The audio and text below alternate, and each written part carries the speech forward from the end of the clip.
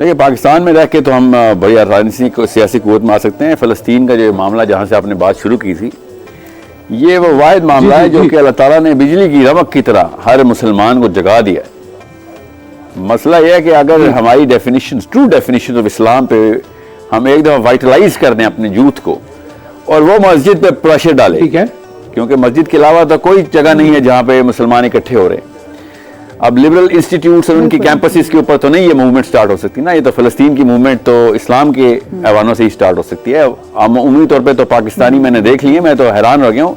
पाकिस्तान में भी pro Israel sentiment इसलिए है क्योंकि जी हम तो उनके ताबे हैं, तो हम उन्हीं के तलबे चाट लेते हैं। खैर आफियत इसी में, ठीक है। सो ये बड़ा कॉमन सेंटिमेंट होता जा रहा है। सो इससे पहले कि हम इस पे भी इम्यून हो जाएं तो मस्जिद को ये सेंटिमेंट जो आप इसकी कॉमन की बात करें साहिल भाई, मैंने ये सेंटिमेंट अभी तक ऐसा सुना नहीं कि ये ऐसे भी आप जी समा टीवी के प्रोग्राम के ऊपर ही मैंने ये एक्सपीरियंस किया है। दिस इज हमारे पार्लियामेंट हाउस के अंदर, हमारे ब्यूरोक्रेसी के अंदर, हमारे इवन सिविल सर्विस के अंदर जहाँ जहाँ पे हमारे कनेक्शंस दुनिया के अंदर इस लेवल पे एस्टेब्लिश हो जाएंगे जहाँ पे उनको एक्सपोजर मिलता है वेस्ट का, तो वो इंटिमिडेट हो जाते हैं। ज़ाहिर है इस्लाम की ट्रेनिंग ही नहीं हुई भी तो गैर मुस्लिम से इंटिमिडेट, हर पावर से इंटिमिडेट होना, ये तो कॉमन सेंस की हमारी साइकोलॉजी है।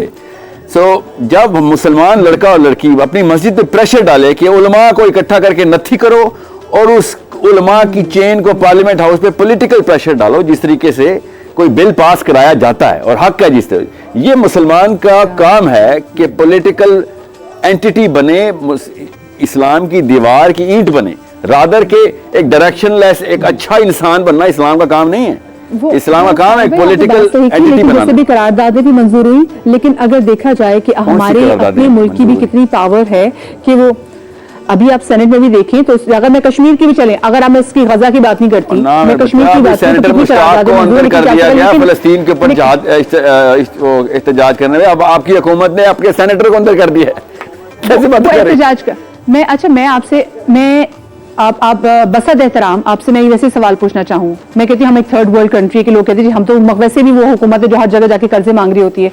वो मुसलमान हुकूमतों के हवाले से आपका क्या कहना है कि जो कि अपनी ट्रेड को जो है वो प्रायोरिटाइज करें, उनको ऊपर रख रहे हैं, जिनके हाथ में वो जो चीजें कर सकते हैं, जो कभी मसला कश्मीर के लिए नहीं बोले, जो फलस्तीन के लिए नहीं बोले, जो यमन के लिए नहीं बोले, और जो कहीं ना कहीं जुल्म ढाने में वो भी मसलन में बड़ी बड़ी इस्लामिक कंट्रीज के हवाले से बात करें जो कि स्ट्रॉन्ग कंट्रीज हैं। और ना बच्चा, मैं और आप पाकिस्तानी हैं, मैं दूर की बात ही नहीं करूंगा। मैंने अपने जिधर अल्लाह ने मुझे, अल्लाह के यहाँ तुक्के नहीं है, मैं और आप तुक्के पे पाकिस्तानी नहीं, याद रखिएगा। मैं और आप तुक्के पे 25 करोड़ मुसलमानों के यूनिट में नहीं पैदा हुए, हमें 25 करोड़ मुसलमानों का गिफ्ट मिला हुआ, याद है। इसका सवाल होगा हमसे, ये ताकत आप कह रहे चैरिटी बिगिंस एट होम, हम यहाँ से शुरू करें ना?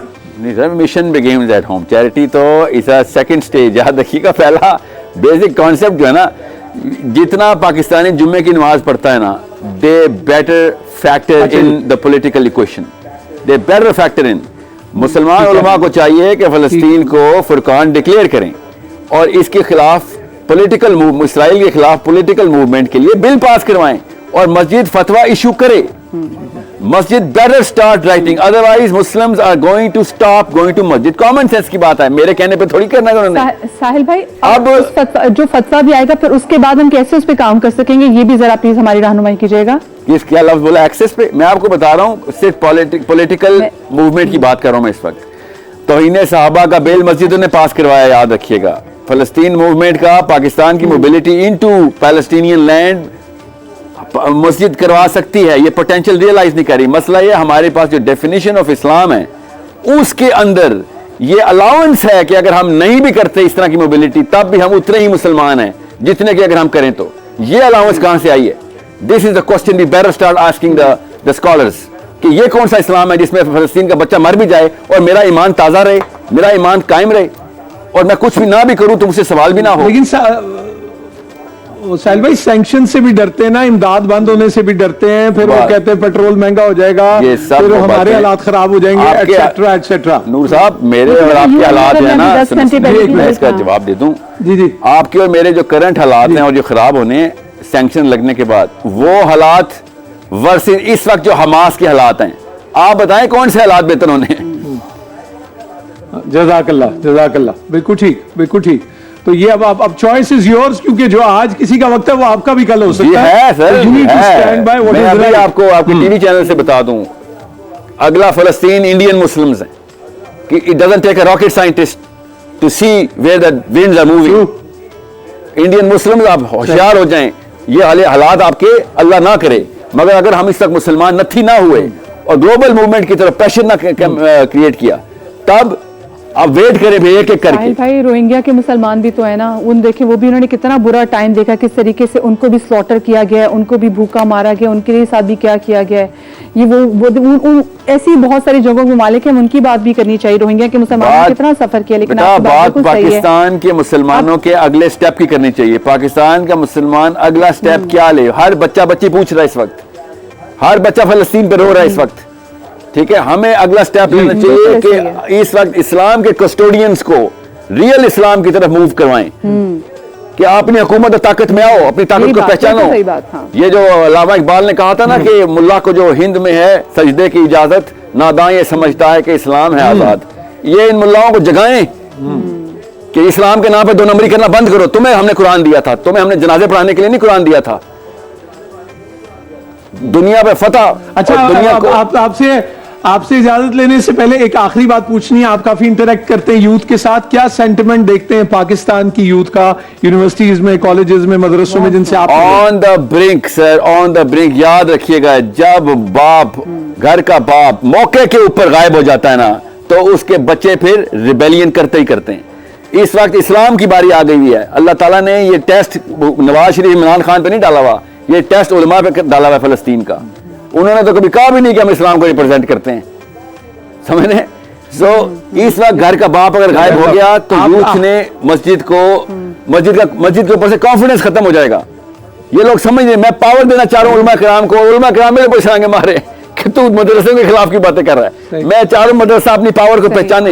सही सही। अल्लाह आपको अपने हिफ्ज़-ओ-मान में रखे और इंशाल्लाह together we can make a difference. इंशाल्लाह हमारी नीयतें ठीक हो, इखलास हो, तो हम अच्छा ही करेंगे। बहुत बहुत शुक्रिया साहिल भाई। लेकिन जो मैं बात करी थी, आपको को एक दूसरे अल्फाज में कह दिया कि जो कस्टोडियंस हैं, they should come forward and they should do, मतलब जिनकी आवाज मैटर। लेकिन वो बड़ी अहम बात ये कह रहे हैं, वो कह रहे हैं कि मस्जिद जो है और जो मदरसा है, वो अगर आप नेटवर्क देखें तो वो सबसे क्रेडिबल वॉइस है। हाँ। लेकिन हम सवाल ये कि वहां तो इतमाल बने। अब जैसे सेनेटर मुश्ताक की वो बात कर रहे हैं, अगर एहतजाज करके दफा 144 की खिलाफ वर्जी होगी, वो अंदर हो गए, तो इसका मतलब है कि हम तो जरा, मेरे ख्याल से जमात इस्लामी के यहाँ पे जितने बड़े गाजा के लिए, फलस्तीन के लिए इज्तिमा हुए हैं, हमने उनको तो नहीं देखा, उनकी गिरफ्तारी में। ऐसा बात नहीं है कि जो उनके खिलाफ आवाज उठा रहा है, तो मैं इस बात को यहाँ पे निगेट करना चाहूंगी।